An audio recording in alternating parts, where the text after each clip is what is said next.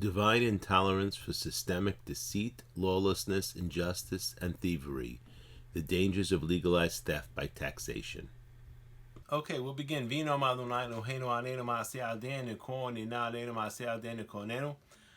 I'd like to dedicate this shiur tonight Lilu Nishmat Harav Aaron Vochin Zirchon Tzaddik Yitlu Bracha Ruach Adonai Tenechenu Began Eden. Also for Harav Hagaon Adin Eben Yisrael Steinsaltz Ruach Adonai Tenechenu Began Eden. For Harav Yaakov Tzvi Ben Liba Ruach Adonai Tenechenu Began Eden. For Avio Mori Vartet Roshi Tzvi Hirsch Ben Mordechai Ruach Adonai Tenechenu Began Eden. For Chami Mori Vartet Roshi Eliezer Ben Yishayahu David Ruach Adonai Tenechenu Began Eden. וחיים שמואל יעקב בן אריאלב, וגם נפש דוד בן ימין בן משה יעקב, וגם נפש שמעיה בן עדינה. רוח אדוני תניחם בגן עדן. וגם נפש חתון חנה בת מזר מים, וגם נפש רות בת רחל, וגם נפש מאירה בת חיים, וגם נפש זינה בת שורה, וגם נפש חנה רחל בת בנימין יהודה, וגם נפש רחל בת לאה. רוח אדוני תניחם בגן עדן. להבדיל מן המתים לחיים, רפואה שלמה הרב שמריהו יוסף חיים בן פשע מרים, אל נרפן לו, אל נרפן לו, אל נרפן לו, for אליהו בן שרה, וגם שמעון משה בן עדינה, וגם יהושע בן משה, וגם חיים שנור זלמן יהודה בן הינדה יוכבד, וגם דוקטור זב בן לאה, וגם משה בן בוואי. אל נרפן עליהם, אל נרפן עליהם, אל נרפן עליהם. וגם מרסו בת פורטונה, וגם אסתר פרו בת חנה דבורה, וגם חווה מרים בת בונירזה, וגם חיה מרים בת אסתר, וגם מרים אינסה בת לאה. אל נרפן עליהן, אל נרפן עליהן, אל נרפן עליהן. Also for Rafah Shema, for all the people affected by the coronavirus and any other people who are sick amongst the Jewish nation, may they have a complete and speedy recovery. In the Zuchut of the Torah, Be'ezrat Hashem, we're going to learn tonight. El narafan alehem, el narafan alehem, el narafan alehem. So, if you look in the sheets that I sent, of course, this week's parasha is Parashat Hayei Sarah, but I want to see if we can develop a theme from the past three parashot and see if we come to some understanding of maybe some messages for our day-to-day. So, of course, in our parasha Hayei Sarah, we know the beginning of the parasha, Sarah Imenu dies, and then once Avraham Avinu was finished with the burial, he recognizes something, not that he didn't know it before, but he recognizes that obviously that he has a limited amount of time in the world. And after his wife passed away, he recognized that before he leaves the world, he's got to make sure that everything is in order with his son. So it says over here in chapter 23, verses number 1 to 3, Ve'avraham zaken ba bayamim, v'Adonai berach et Avraham bakol. And Avraham was old, and he was coming in days, which means Avraham Avinu began to realize that he was coming to his end of life, and Hashem blessed Avraham with everything. We discussed this pasuk in detail, if I'm not mistaken, last year. I'm not going to rehash what we did last year. And it says over here that our rabbis told us when it says Ve'avraham zaken, this is the first individual that the Torah tells that he got old. And this is the idea that Avraham was the first person who on their face showed zikna. Before Avraham Avinu, nobody showed old age. They just remained, shall we say, in a youthful appearance. Avraham Avinu was the first one who became an older appearance, perhaps with gray hair and things like that. And one of the reasons given is precisely that. When a person starts getting gray hair and starts, maybe the body doesn't work as well as it worked before, they recognize that their time is limited. And that perhaps gets them to make teshuvah and fix things up. We see the same idea by Yaakov Avinu. It says, V'hine avicha choleh. And over there the Gemara says that Yaakov Avinu prayed for the concept of choli, of sickness, so that people can prepare themselves before the end. It's not good that they should die immediately and not have properly prepared both their family and themselves for their spiritual journey into the Olam Haba. So this is the pasuk says over here. The next pasuk says, Vayome Avraham, El avdo zekan beto hamoshel bechol asher lo simna yadecha tachat yerechi. And Avraham said to the senior servant of his household, of course, was Eliezer, who was basically in charge of all that he owned. Put your hand under my thigh. This is the way in the time of the Torah that they would swear. Since technically, when a person makes a swear in the time of the Bet Din, they would make a swear on a Sefer Torah in the name of Hashem. Over here, there's no Sefer Torah. No Sefer Torah has been given. So they make a swear on something that's important to them. And what's the most important thing that Avraham Avinu has, of course, is the Brit Milah. And that's what the Torah is remez to over here. So we see over here in the next pasuk, it says over here, "Ve'ashbi'acha b'Adonai Elohei Hashamayim ve'Elohei Haaretz asher lo tikach isha livni mibnot haKena'ani asher anochi yoshev b'kirbo."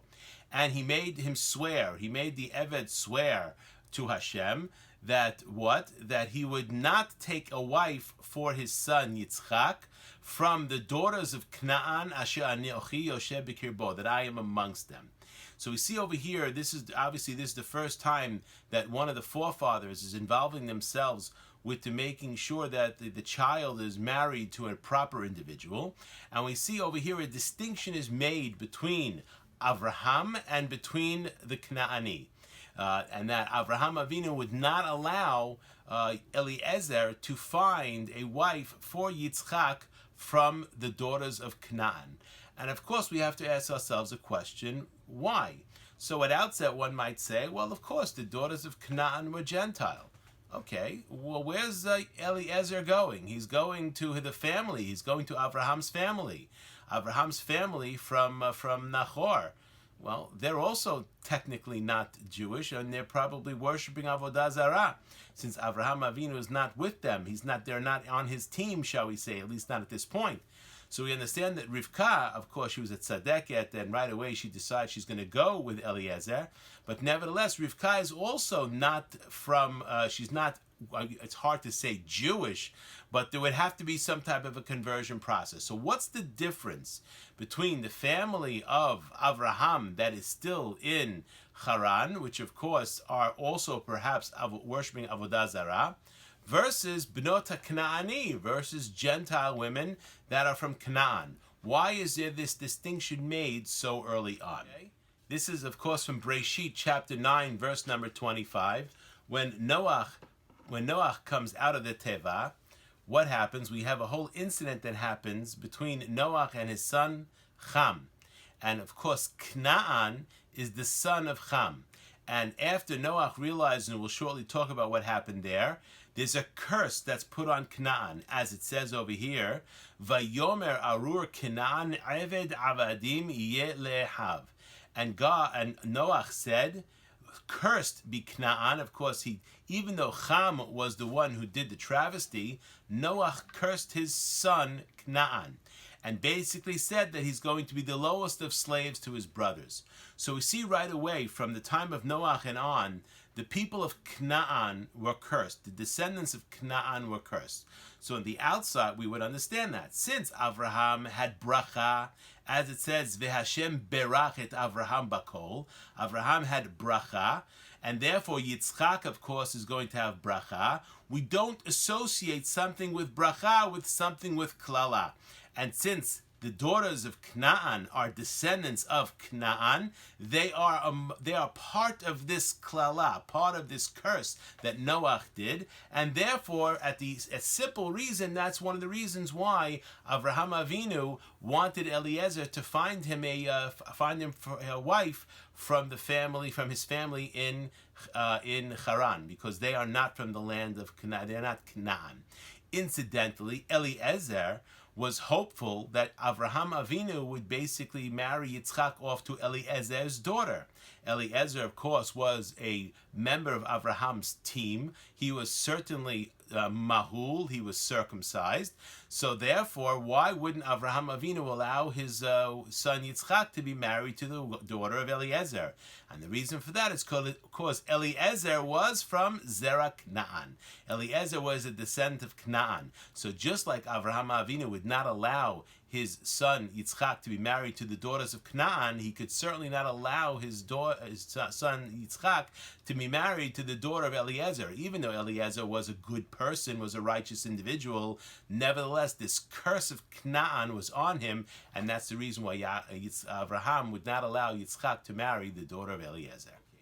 Let's look at what does Rashi say. So Rashi over here says, Arur Canaan, cursed is Canaan. Why was Canaan cursed? What was it about Canaan that he received this curse? So Rashi says, Ata garamta li shelo olid ben revi'i acher sh'lashem hasheni.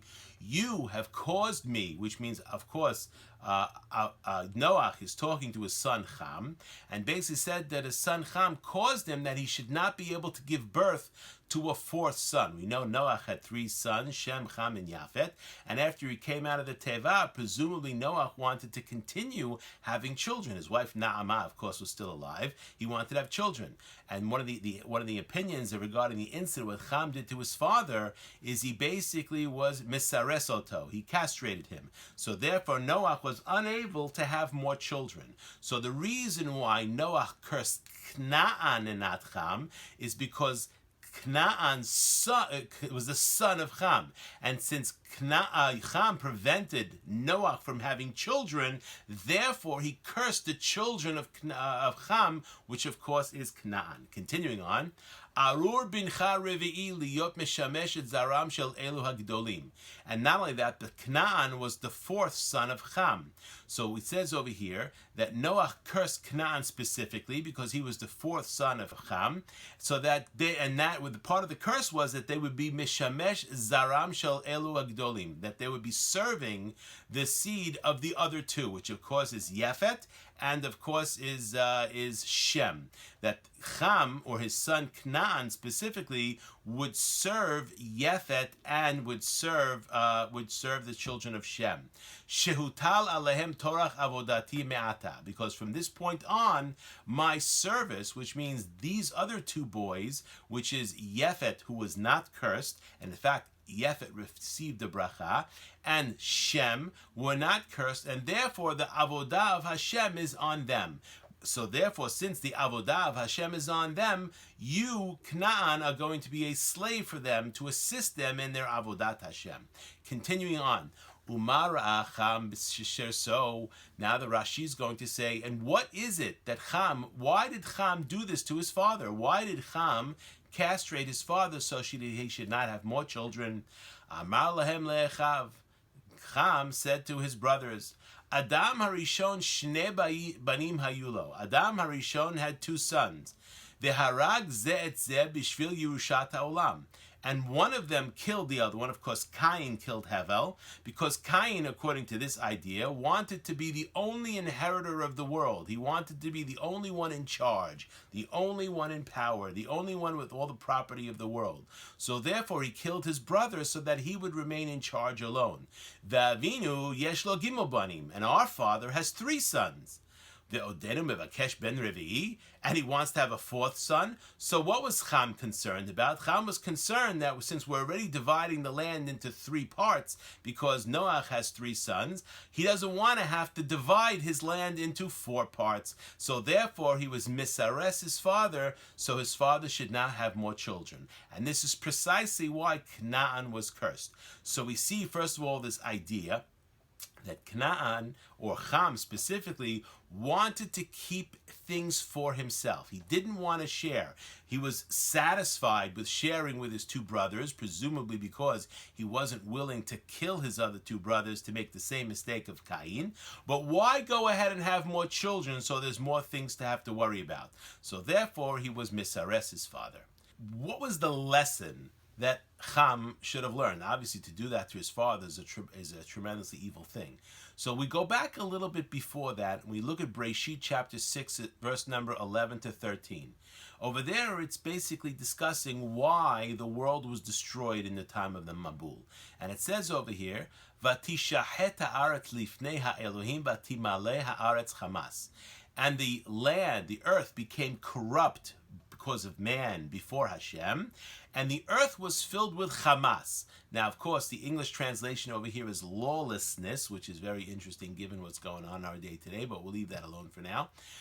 Let's see what Rashi says about Hamas. So continuing on, Vayar Elohim et haaretz v'hinei nishchata ki kishlich kol basar et kol haaretz. And when God saw how the earth was corrupt, for all flesh had corrupted his ways on the earth. Continuing on in verse number 13, Vayomer Elohim leNoach ketz kol basar ba lefanai ki mala'a haaretz Hamas mipenehem v'hineni mashchitam et haaretz. And basically Hashem said to Noach, I have decided to destroy all of the flesh of the world, all of the people and all the animals of the world because of this corruption. And because of this Hamas that is there, this is why God is destroying the world. So, of course, there's various different answers. What is Hamas? Let's look and see what does Rashi say is Hamas. Ki mala'a haaretz Hamas mipenehem, shekulam gozlim ze et ze. Each one would rob one on the other. Habe'alim gozlim et ha'aris. The owners of the businesses would steal from their employees. Bekoach ve'aris gozel et ha'be'alim bermima. And the employees would steal from their employers by not working the amount of time they were supposed to work. And from here, what happened? So therefore, what do we see? That because there was this relationship between the owners of the land and the people who worked the land, the owners of the land would basically rob the wages from the people who worked the land, and the people who worked the land would rob the wages of the people who were owning the land. So because of this, God didn't want the land to provide fruit to all of these thieves. So we understand from here something very important, that both of these ideas here are considered to be Hamas, meaning that the employer, the person who owns the land, basically is not allowed to abuse the people that work for him. So there's a responsibility, and this of course is one of the mitzvot in the Torah. There's a responsibility of a person who is an employer or an ashir to basically treat their employees properly, which means to pay them fair wages and to pay them on time. And an employer that doesn't do that is a gazlan, he's doing Hamas. But we also see there's an obligation on the employee not to steal from the employer. So we understand that this, perhaps we could say, given what's going on in our day today, this whole balance between the free market society and socialism. The free market society allows people to make money, yes, but they can't necessarily be making the money by stealing it from those who are underneath. Whereas the other thing is also not allowed. The workers are not allowed to do things to steal from their employers, whether it's because they're cheating on their time or whether it's because they're electing various officials that are through legislative means going to tax the employers into oblivion. Both of these are considered to be Ra, both of these are considered to be Hamas, and for both of these the world was destroyed. So continuing on, it says over here in the Gemara in Masechet Sanhedrin, Tanu Rabbanan. So the Gemara over there is discussing that the generation of the flood has no chelek in Olam Haba, has no portion in the world to come. And the Gemara is discussing what it is about them that they didn't have portion in the world to come.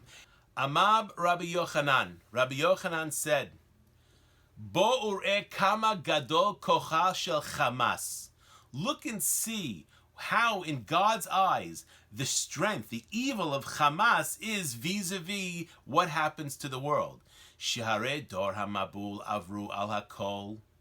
Dor HaMabul sinned in many different ways. They involved themselves in illicit relations, as we learned a couple of weeks ago. They were having relations with any woman they would find, whether he was married or not. As we discussed, they would have relations with men and beasts. So they were basically involved in sexual immorality. We also learned a couple of weeks ago that they were involved in idolatry from the door of Enosh, from the third generation, the grandson of Adam Harishon, Enosh, and the generations after worshipped Avodah Zarah. So the two big sins, Avodah Zarah and Gilur Arayot, adultery and idol worship, the generation of the flood was involved with both of them. But we see the Gemara is saying, look at the power of Hamas, or look at the evil of Hamas, which is thievery. So we see over here that the generation of the flood was involved in all types of terrible sins. V'lo nechtam alehem gezar dinam, but their judgment was not sealed, was not signed, ad shepashtu yedehem begezel, until they involved themselves in thievery. And as Rashi said, thievery in both ways. The rich people stealing from the poor, and the poor people stealing from the rich. Both of them are Hamas, shene'emar, as the pasuk says, ki mala'a haaretz Hamas mipenehem. V'hineni mashchitam et haaretz, which means when did God just say, Ketz kol basar ba lefanai, I'm going to destroy all of the people of the world? When the Hamas, when the thievery, when the robbery was there, whether it was on a one-to-one basis or institutionalized, it didn't make a difference. Both of those circumstances, that was worthy of the destruction of the world. Uchtiv. Hamas kam lemate resha, lo mehem velo mehamonam velo mehemehem velo no bahem. Lawlessness has grown into a rod of wickedness. Nothing comes of them, nor of their abundance, nor of their wealth, nor is there preeminence among them. We understand that Hamas, this idea of robbery, is a terrible, terrible sin. The Midrash that discusses this also and says, well, what type of robbery did they do? So just to show you how clever they thought they were, and of course, people think they're clever, but en chokhmah ve'en tvuna neged Hashem. No one can outsmart the boss, as we say. And what does it say over here? So if you look, I'm pointing. The Midrash is explaining the pasuk, which is talking about the world filled with Hamas. And what does it say? Dekach hayu anshe mabul osim. This is what the people of the flood were doing. Haya echad mehem motzi kupato mele'at turmosim. One of them would bring out a container full of blue pines to sell in the market, which means he had some type of vegetables, and he was selling it in the market, which means he wanted to make a living. Yes, okay. And then what happened? Turmosim v'haya ze ba v'notel pachot mishaveh pruta, and one individual would come and take less than a shaveh pruta, less than a penny's worth of the produce, and then another one would come and just steal a little bit, which means this guy presumably was wealthy. He was able to sell goods in the market. He's what we would call an employer, and he was presenting his goods in the market. And what were the people doing? They were robbing him a little bit at a time, to the point where what happened? Until what happened? Because now there's no way he could take him to court, because a court would only try a case if it was a shaveh pruta. If it's less than a pruta, it wasn't enough. It didn't meet a small claim. Now one's going to take someone to court for $2 or $1, but you can imagine if someone steals, 1 million people steal $1 from you, you're out $1 million. But who are you going to go after? You're going to go after 1 million people? This is how they achieved the thievery here. God said, Atem asitem shelo keshura, you did not according to the proper way. Af ani ese imachem shelo kashura, I will do with you as not the proper way. And that's when Hashem decided he's going to destroy the world. So we understand from here, what is this referring to?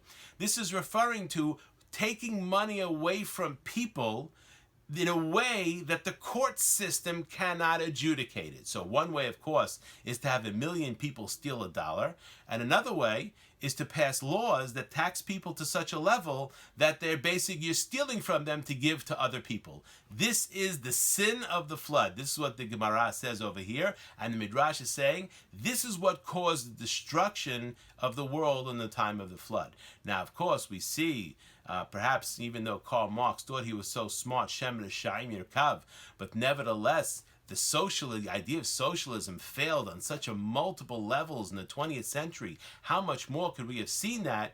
And yet we have people today that still think that this is a good way to live. Aside from the fact that whether it's fair or not fair, it's against the Torah.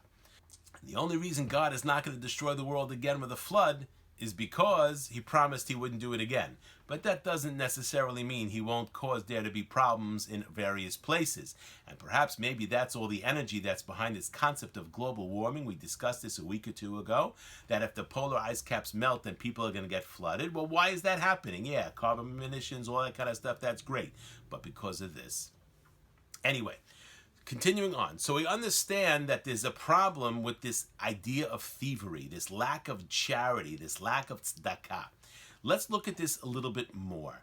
So it says over here, this is of course in Bereshit chapter 13, verses number 5 to 7.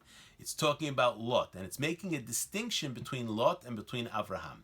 And it says over there, "V'gam lelot haolechet Avram hayat son ubakar ve'ohalim." So the pasuk before that had said that Avraham Avinu was very, very wealthy. The Avram kaved me'od. He was very, very heavy with money. Lot was also wealthy, maybe not as wealthy as Avraham Avinu, but he was also wealthy. And we see the pasuk says that. And then the next pasuk says, "V'lo nasa otam haaretz lashevet yachtav ki haya rechusham rav, v'lo yachilu lashevet yachtav." And the land could not support both of them together. Why not? Because they had a lot of possessions. V'lo yachilu, they could not sit together, which means they couldn't live together, Avraham and Lot. Or we'll see, the Riv was not between Avraham and Lot, as we're going to see in the next pasuk. Vahi Riv ben ro'eh miknei Avram uben ro'eh miknei Lot ve'aknani ve'aperizi az yoshev ba'aretz. And there was a fight, there was a conflict between the shepherds of Avram and the shepherds of Lot. And the conflict was, as we're going to see, Rashi's going to say, based on the fact that V'lo nasa aretz atam lashevet yachtav. But what's the end of the pasuk? V'aknani v'aperizi az yoshev ba'aretz. What is this? Why is the pasuk coming in to tell me that the Knaani, which is that cursed nation we just talked about, and the Perizi, which is one of the Canaanite nations, az yoshev ba'aretz? What does that have anything to do with what's before? So first, let's understand this Riv between these individuals. So Rashi says, V'ayihi Riv. What was the Riv? Lefi shayu ro'im shalot resha'im. Because the shepherds of Lot were Risha'im, they were evil. Umara'im behem tam bistot aherim. And they would allow their flocks to graze in fields that belonged to other people. V'ro'eh Avram mochichim otam ala gezel. And the shepherds of Avram would rebuke them on the gezel, because Avraham Avinu didn't own any of the land, Lot didn't own any of the land, so they would have to pay people to graze on those fields. Avraham Avinu had no problem doing that. The shepherds of Lot didn't want to do that. We'll see. V'hem omrim, nitna ha'aretz lavram. We know that God made a promise of the land to Abraham. V'lo en yoresh, and he doesn't have an inheritor. He doesn't have a child. V'lot yorsho. So since Avraham doesn't have any children, Lot, who is his next in line, who's the next one that is basically in the family, is going to inherit whatever belongs to Avraham. And since God promised the land of Israel to Avraham, they're going to inherit. This land belongs to them. The enze gezel, and this is not gezel. Why? Because it's promised by Hashem. This belongs to us. We're just going to take it now. Ve'akatuv omer, but the pasuk says, Ve'aknani aprizi az yoshev ba'aretz. Why does the pasuk come and tell us that these Gentile nations were then dwelling in the land of Israel? Because Avraham Avinu didn't have the zechut to have the land yet, because the sins of those people were not yet that great. They weren't to the point where they deserved to be thrown out. That's not going to happen until 2488, when Yehoshua crosses the Jordan River and begins to throw them out, because at that point it was time. But in the time of Abraham and Yitzchak and Yaakov, despite the fact that they deserved to inherit the land in their lifetime, nevertheless, because the sin of these Gentiles was not so great, there was not time to throw them out. So Lot's logic, or not Lot, but the shepherds of Lot's logic were, well, God promised to Abraham, so we're going to take it now. No, it doesn't belong to Abraham now. You can't take it now. And that was the entire conflict that existed between these two, the shepherds of Lot and the shepherds of Abraham. So, of course, we know Abraham's solution to the problem was separation. There shouldn't be fighting. Sometimes the best way to keep peace is to separate the individuals. And since Lot didn't want, and Abraham didn't want there to be the fight to escalate between them, Avraham Avinu gave Lot the ability to live wherever he wanted to live in the land of Canaan, and Abraham would go in the other direction. And then we see Pasuk will understand why the Ro'im of Lot looked like they did. As it says in verse number 10, Vayisa Lot et enav, and Lot lifted up his eyes. Vayar et kol kikar hayaden, and he saw the entire valley, the plain of the Jordan River. Ki chulah mashkeh, that it was full of water, that it had a lot of water. Now, of course, this is talking about the Dead Sea area, where if a person has visited Israel now and sees the Dead Sea, there's not a lot of water there. And not only that, but that water cannot sustain life. Nothing lives in the Dead Sea. That's why it's called the Dead Sea. But we need to recognize that that's not what it looked like when Lot chose to live there. When Lot chose to live there, it was not a desert. It was actually full of water and full of vegetation. This is the destruction of Sodom. The reason we see the Dead Sea the way it is today is because of the destruction of Sodom and that entire area that happened. But before that, this was a very desirable place to live. Because in the ancient times, when there was water, this is where people could live and make a society. If there's no water, no one could survive in those places. So the water was what drew the people to go live there, and that's where they made their parnasah. As it says, Lifnei shachet Hashem et Sodom et Amorah. This is before God destroyed Sodom and Amorah, which means that the Torah here is describing this place that's so full of water and so beautiful. But that was before it was destroyed in the parasha Vayera. Kegan Adonai ke'eretz Mitzrayim boachat zoar. And the Torah here makes a parallel between the land of the Kikar HaYarden, before the destruction in Sodom and Amorah, with Eretz Mitzrayim, because there's a parallel between the two. Eretz Mitzrayim has the Nile River, and the Nile River has its tributaries, and despite the fact that Egypt is mostly a desert nation, the Nile River provides sustenance, and that's why people live there. So these two places, Sodom and Egypt, were parallels of each other. They were both places of tremendous wealth. Based on that, Avraham Avinu gave him a choice where to live. Where's Lot going to live? Is he going to live in a place where he's going to have a difficult time making a parnasah, despite the fact that maybe spiritually it's a better place to be? No. He'd rather live in a place where, you know what, spiritually I heard that place is not so good. There are evil things going on there. There's all kinds of bad behavior there. But you know something? That's a place where I could make a living, so I'm going to live there instead. As it says, Vayivchar lo Lot et kol kikar hayarden. Lot picked the entire plain of the Jordan. Vayisat Lot mikedem, and Lot traveled mikedem eastward. Vayiparadu ish me'al achiv, and each one separated from each one. Avraham, next pasuk, Yashab Eretz Canaan. Avraham was in the land of Canaan. Velot Yashab be'arei Kikar, and Lot dwelled in the cities of the Kikar, in the cities of the plain on the Jordan River, this is on the western bank, by the way. This is not the eastern bank. Vayehal ad Sodom, and he pitched his tent near Sodom, which means he didn't go into Sodom right away. He pitched his tent near Sodom. And then the pasuk comes and tells us about the place of Sodom. Ve'anshe Sodom ra'im ve'hata'im l'Adonai me'od. And the people of Sodom were evil and sinners to God very much. But the Torah is not megaleh what was their sin. Only thing it's telling us now is that the place was full of material benefit. It was a place of financial wealth. But it was also a place where people were tremendous sinners and they did terrible, terrible things. So here the Ramban is going to comment and says, V'ta'am ve'anshe Sodom ra'im ve'hata'im. So Rambam is going to say, what is the reason that the Torah says? What was their issue? Yashima katuv et Lot. It's causing the Torah, it's basically the Torah is giving guilt to Lot. Because the Torah said the fight was between the ro'im, was between the shepherds. But the fish rots from the head. So even though Lot on the outside appeared to be a good guy, on the inside he was after the cash. That's why he chose to live in Sodom. Continuing on, Shelo nimna milishkon imahem. That Lot did not choose, he chose to live there. Which means he chose to go to a place, despite the fact that the sviva, the environment, the peer pressure was evil and terrible, But it's a place of wealth, and maybe he thought to himself, I can protect myself. I can prevent myself from getting influenced by them, and I'll still be able to get the material benefits. Kidive Rashi, like Rashi said, Vaydeber od bizchut tzaddik, and it's also speaking in the merit of the tzaddik, of course, Avraham.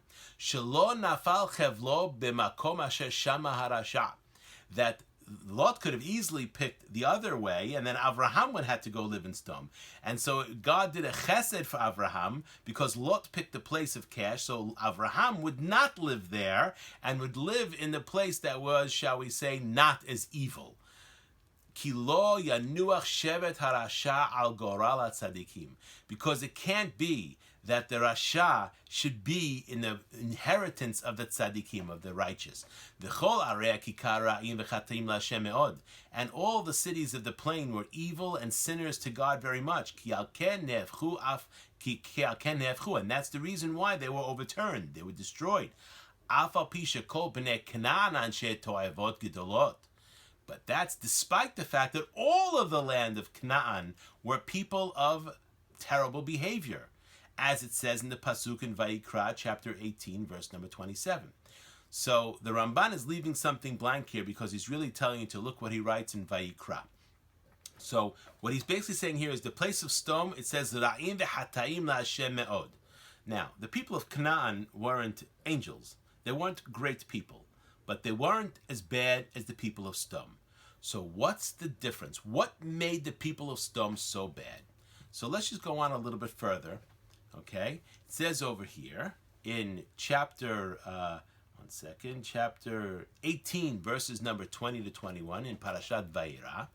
Vayomer Adonai za'aka Sedom va'amora ki raba v'hatatam ki chavada me'od. So we see once again the Torah is mentioning that the sin of Sodom and Amorah were tremendous.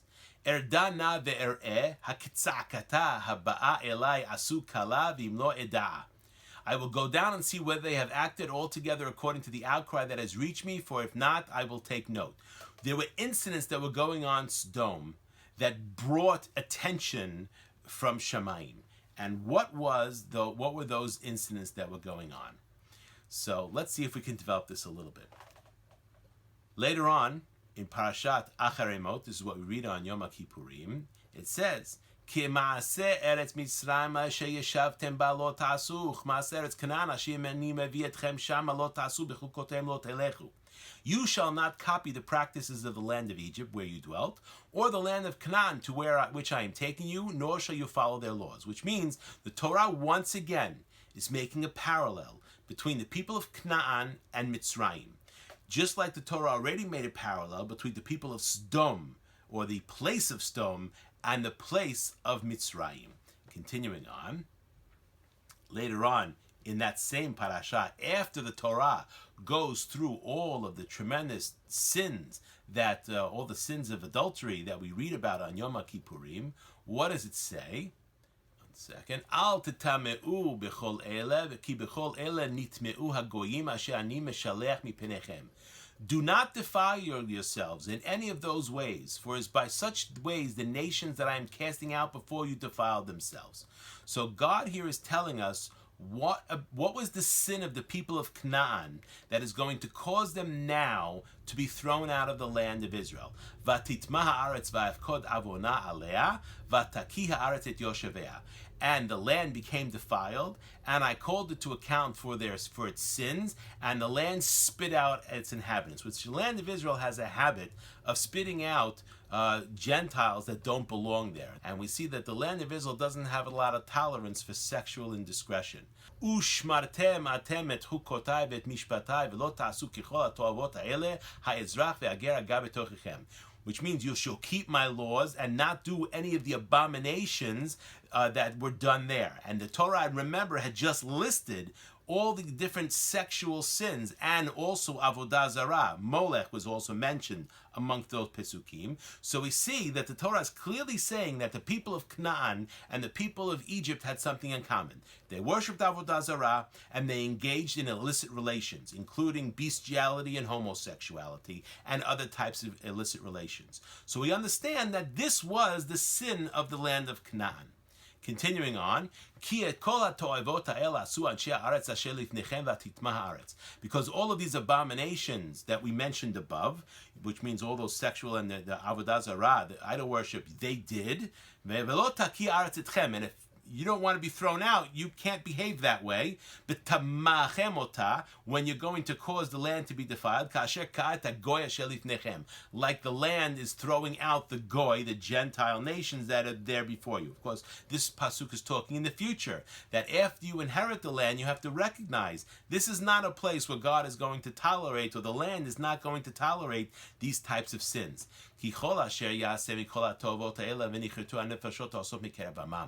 And anyone who does any of these types of abominations will be cut off from their nation. Last, ushmartem et mishmarti, you shall guard my charge, levilti asot mechukot hatovot asher nasu lifnechem, that you shall not do any of these types of sexual sins, these types of sins that were done before you, v'lo titameu bahem, and you shall not become defiled by them. Ani Hashem Elokechem. So we see that the land of Israel here, the Jewish people are commanded not to be like Canaan and not to be like Sodom. So we have to ask ourselves a question. What was the sin of Sodom? The Canaanim also were not behaving properly. They were engaging in avodah zarah, and they were engaging in adultery. Yet the Torah went about its way in Breshit to tell us twice that the people of Sodom were ra'im v'chataim laHashem me'od. Well, so is all of Canaan. If we're going to say that the sin of Sodom was that they were involved in sexual indiscretion or idol worship, well, that was the sin. Why was Sodom and Amorah singled out? Why were they singled out amongst all the other Canaanite nations to be thrown out early? The Midrash tells us, the rabbis tell us, that Sodom existed for 52 years. That's it. The city of Sodom rose up, and the city of Sodom fell in 52 years. Well, it didn't fall, it was destroyed, which means God had patience. The time of Avraham Avinu we're talking now, Avraham Avinu was born in the year 1948 after the creation, right? And then 500 years later, the Jewish people are leaving the land of Egypt. Yes, that's 500 years. And then 540 years later, the Jewish people are coming into the land of Canaan, and all the Canaanites are being thrown out, which presumably that means that for at least 540 years, the people of Canaan were sinning against Hashem. Okay. Why was Sodom destroyed in 52 years? Why does the Torah go out of its way to say the people of Sodom, ra'im v'chataim laHashem me'od? I just summarized a little bit what the Rambam just said over here. And then the Rambam goes and says in many details, he says that the land of Israel is a holy place, and since it's a holy place, it doesn't have tolerance for sins too long. So while they can misbehave in certain ways outside the land of Israel, inside the land of Israel, there's much less tolerance. But that doesn't explain what makes Sodom so much worse than the rest of Canaan. So now we come back to Parashat Vayera. What does it say over here? In chapter 19, verse number 5. ויקראו אל לוט ויאמרו לו איה האנשים אשר באו אליך הלילה הוציאם אלינו ונדע אותם. And Lot called the people of Sodom. Remember, the angels came, Lot brought them in the house as guests. So the people came, and they said, where are the people that came to you tonight? Bring them out to us so we could know them. And know them here means intimacy. So at face value, it would appear that the reason why this is bad is because the Sodomites wanted to engage in homosexual behavior with these men. Obviously, they were angels, but the people of Sodom didn't know that. But that's the same sin that the rest of Canaan is doing. So continuing on, what is the root of Sodom's sinfulness? Kavanatam lechalot et haregel mibenehem k'direi rabotenu. The intention of the Sodomites was to do what? Wasn't the fact that they were worshiping avodah zarah and they were engaging in sexual sins. Bad enough. But that wouldn't have caused them to be destroyed in 52 years. Why did they want to abuse those two angels? We know that Lot offered his daughters to go out. Yes, it's derech ha'eretz. It's derech eretz. A man generally wants to be with a woman, not another man. What is the reason why the people of Sodom rejected the offer of Lot to be with the daughters? It's not because they were girls and they wanted to have homosexual behavior. It's because the daughters of Lot were residents of Sodom. They were not guests. the Sodomites did not like guests. And then the Ramban has a question. Well, he's discussed here to make it shorter. I'll try to summarize. Why didn't they like guests? And that's because they didn't want to share. They understood there was a finite amount of resources in the city of Sodom and around, and the more people that want to come live over there, the more they're going to have to share. That reminds us of the sin of Ham, that he didn't want to share with his another brother that was going to be born, so he castrated his father. Same thing here. They didn't want travelers because they didn't want to have to share in their abundance. So the Ramban then asks a question, well, why did they let Lot come? Lot didn't seem to have had a problem with Lot coming. Lot was a stranger, yes? But Lot came wealthy. Lot already came to the city with money. So they didn't have a problem with Lot coming to live there because he wasn't going to siphon off the limited resources of Sodom. He was going to bring his other resources. And we also know something else about the place of Sodom. Lot, the angels wanted to stay in the street. And Lot insisted they come in the house. Why did the angels want to stay in the street? So we can learn from here that there were no homeless people in Sodom. So you might say they're not going to share, so they don't let them live, but they'll let them live in the street. No, in Sodom there were no homeless people. Because if there were homeless people there, then the Malachim could have blended in with the people that were homeless, and then they wouldn't have known who the guests are. We see in Sodom, the rent was so high that it precluded poor people from living there, and therefore people would have to go there with money to live there, and the only other way a person can come to that city as a guest from someone who lived there. And they had a rule against guests. You're not allowed to have guests because they did not want to share. So we see the same idea of this narrow eye, this unwillingness to share. That's what attracted Lot to that place. It was wealthy, it had a lot of money, and he also didn't want to share. So same thing here. This is what attracted Lot, as it says, Kol Orev Lemino. And this is why the Ramban says the city of Sodom, it says, Ra'im v'hataim laHashem me'od. Yes, they worshipped Avodah Zarah. Yes, they engaged in sexual sins. But what caused them to destroy it in 52 years was the social injustice that they did by not taking in guests because they didn't want to share from their wealth. And that's why the pasuk over here in chapter 15, verse number 16 says, V'dor revi'i yashuvu hena ki lo shalem avon ha'emori hadhena. Because Avraham Avinu was not able to inherit the land at this time, it would have to be 4 generations later, which of course was the Dor HaMidbar, because the sin of Emori was not that great, which means they were worshiping Avodah Zarah, they were engaged in sexual sins, but God had patience for them. But what he didn't have patience for is for the behavior that the people did in Sodom. Continuing on, Rashi says, what does it mean, ki lo shalem avon ha'emori? Liot mishtalech me'artso ad oto azman. Which means God was patient and he didn't let them, they didn't yet have enough sin accumulated, despite the fact they were worshiping Avodah Zarah and they were engaging in sexual sins. It was not yet time to throw them out of the land.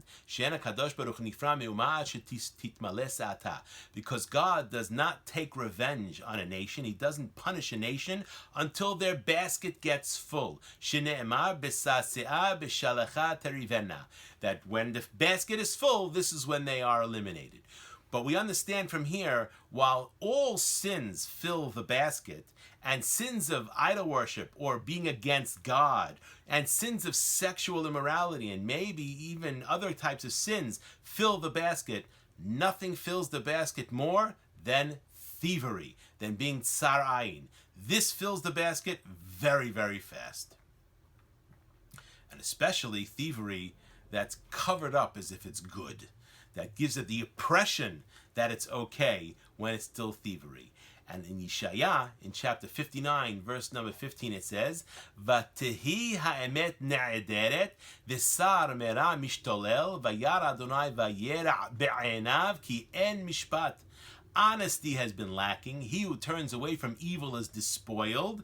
The Lord saw and was displeased that there was no redress. Which means this lack of truth, this lack of candor, this lack of emet, This is evil. This is what the pasuk says. And tzedakah and mishpat and emet, this is what we have to do. We have to have this truthfulness. And we see sheker and we see lie, that's a sign that it's not a good place to be. And the Radak on this pasuk says something very interesting. Vayar Hashem vayere be'enav ki en mishpat, because there was no justice. In Sodom, there was no justice. Zachar mishpat v'yiniach ha'acherim ki ze kashe mikulam.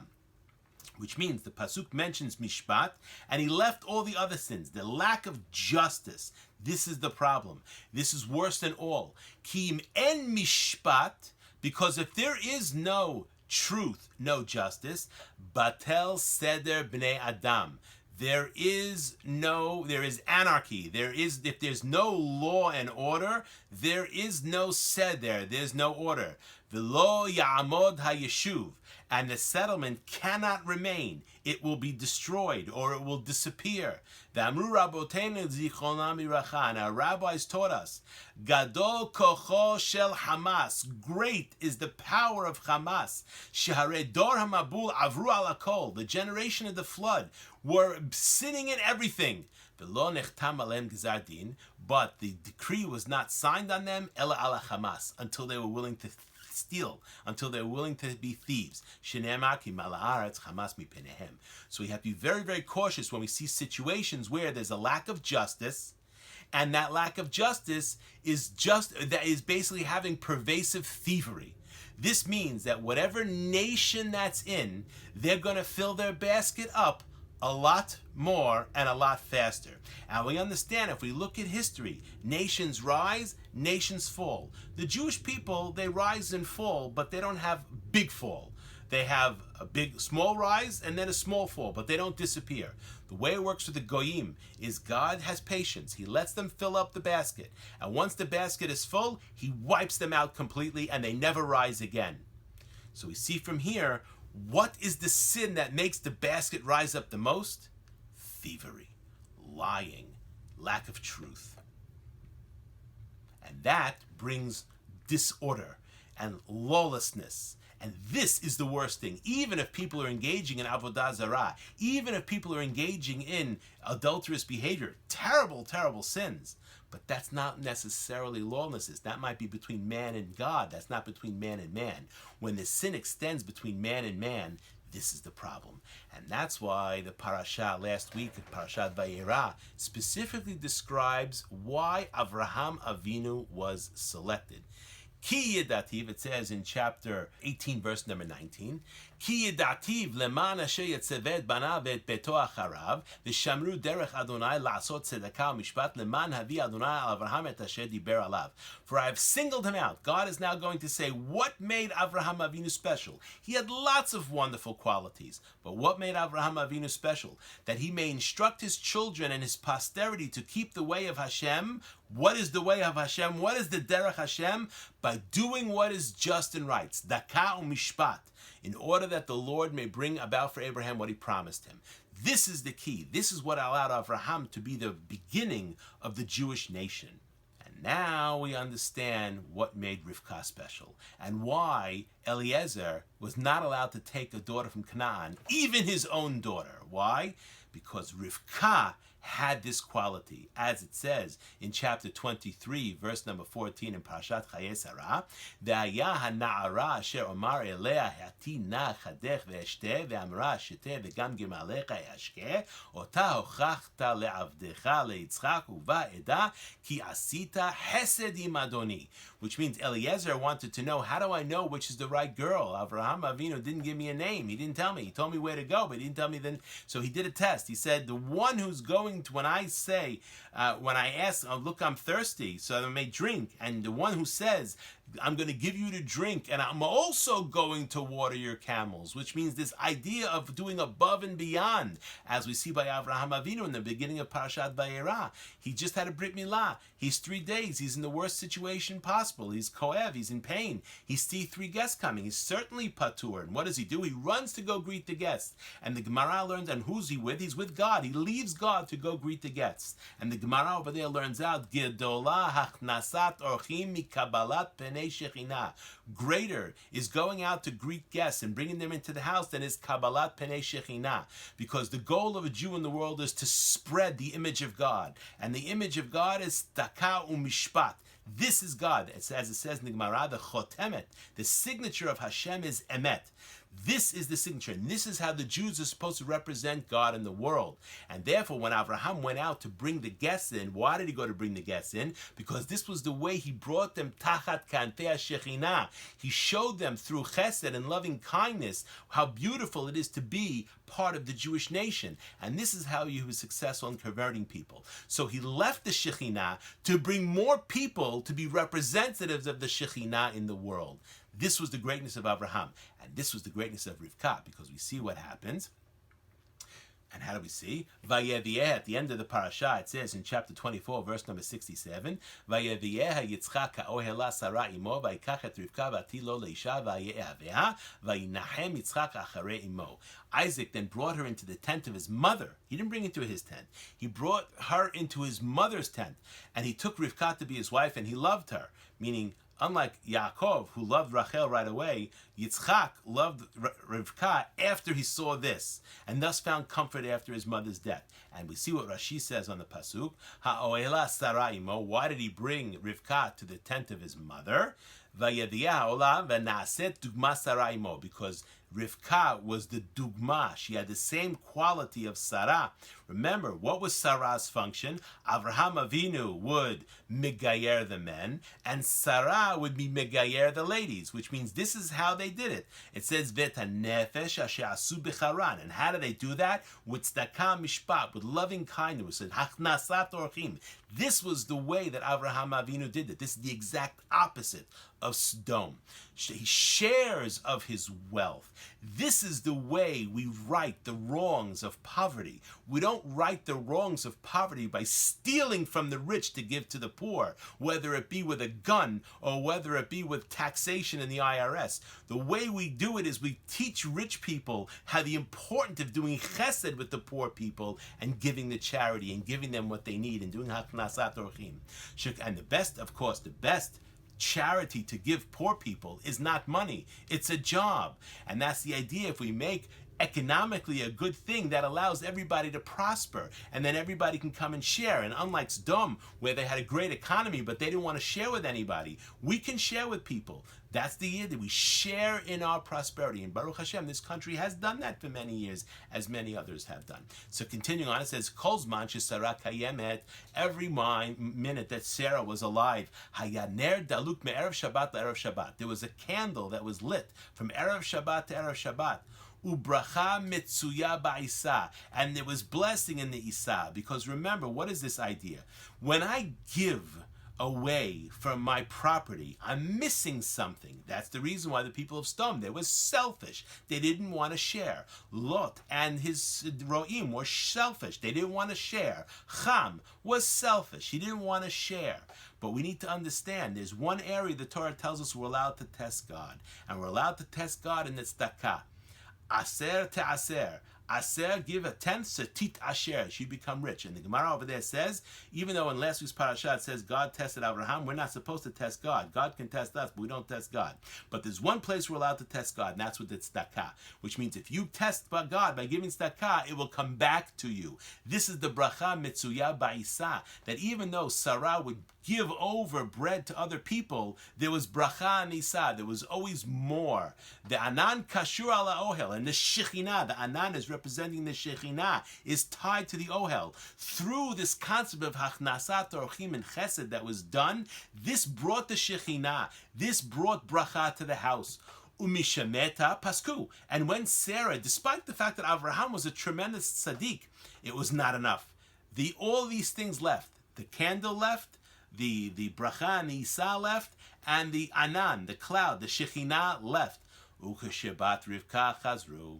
But when Rivka came, they returned. Why? Eliezer saw this quality, that she not only gave him to drink, but she also volunteered to give to the camels to drink. And camels drink a lot, and Rivka was young. She had to carry all that water, but she wasn't afraid to share, not just, of course, to help the man, but also to help the camels, as we see there.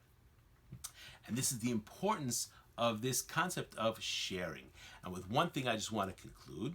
If you look at the Haftarah, hopefully some of you have already heard this, but if you haven't heard it, it's something to look at. In the Haftarah for this week, of course, this Haftarah we read because it says in the parasha, the Avraham Zaken ba bayamim veHashem berach et Avraham bakol.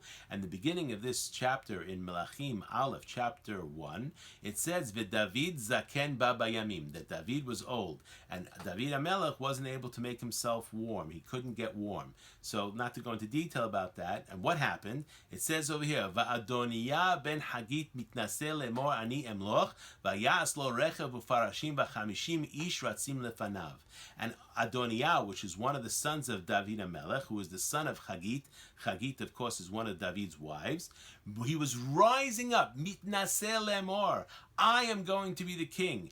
And of course, what did he do? He started to make all kinds of things, the rechev and parashim, provide himself with chariots and horses, because David HaMelech was getting old. It was his time to die. And Adoniah was under the impression that he was going to be David HaMelech's successor. But that's not exactly the way it was. Natan HaNavi came to Bathsheba. Of course, Bathsheba is the mother of Shlomo HaMelech. And Bathsheba, he told her, you know, Adoniah is trying to be the king. So Bathsheba went to David, and David said, that's not what I want. And therefore, what does we see? Continuing on, Vayizbach Adoniah tzonu bakar umri. And not only that, but Adoniah made a big party because he thought he was going to be the king. Im even hazochelet, with the fatlings of Zochelet, asher etzel En Rogel, which is near a place called En Rogel, vayikra et kol echav bnei HaMelech, and he invited all his brothers, the princes and all the kings, uchol anshe Yehuda avdei HaMelech, which means he made this whole party because he thought he was going to be the king. But we see the clarification at the end is not that way. David HaMelech clarified that Shlomo is the Melech. And Shlomo became the Melech, and from him comes, of course, the Mashiach. Because Shlomo HaMelech, in the time of Shlomo, there was a tremendous amount of shalom. And the very important thing that Shlomo HaMelech did is he made peace treaties with all of the people around, which means David HaMelech was a fighter. He had to fight his way through everything. In the time of Shlomo HaMelech, there was also 52 years, very, very interesting. Shlomo HaMelech was 52 years when he passed away. That's how long Sdom was around. But Shlomo HaMelech made peace, and he made peace by sharing and doing other things to economically help people. And there was a time of shalom. He made peace treaties with various people that were previously his enemies. But Adoniah was not that way. Adoniah was about himself. He wanted to be the Adon, as his name says, and that's why he was deposed, or he was never coronated as the king. And it's very interesting, if you look at the gematria of Adoniah, if you add it up, the gematria of Adoniah is 76, and the gematria of Biden with 2 yod is 76. So we have to pray that the emet, the truth, will come out, and that we can have a place that people have ability to give charity because of economic prosperity, and not have situations where either with force or with law, money is stolen from some to give to others that don't work or don't want to work. We want to have peace and tranquility, but we have to remember something. And with this is the toughest message. Lot chose to live in Sdom because it was a place of wealth. He chose not to live in a place of spirituality because he wanted to live in Sdom. And he figured he'll make himself a nice spiritual place. His house will be a place of spirituality. Maybe he'd live in a community that had a lot of people, that had a minyan, they had a bet knesset. But he was living amongst Rishaim. And that was the problem. And it affected him, and we know what happened to Lot at the end. Avraham Avinu wanted to live in a place of holiness. And even though Baruch Hashem, Avraham Avinu was wealthy, he was wealthy because he gave over. But the goal is we all have to look at ourselves very, very carefully to decide, why are we here? Why are we here? If we certainly can't make a spiritual argument for living here. And sooner or later, whether it be now, whether it be 4 years from now, 8 years from now, I don't know, the Jewish people are going to have to wake up and start realizing their destiny of raising the Shekhinah in the world. And the best place to do that is in the place where the Torah says that Eretz Yisrael is a place that Hashem is Doresh Ota Tamid, Mereshit Shana Ad Acharit Shana. This is a place of Hashem's presence in the world always. And the more Jews that are there, the more Shekhinah that's going to be there, and the Mashiach should come be Rabbi Aminu Amen. Does anybody have any questions? Thank you so much, everybody, for attending. Have a wonderful evening. Baruch Adonai Leolam. Amen ve'amen.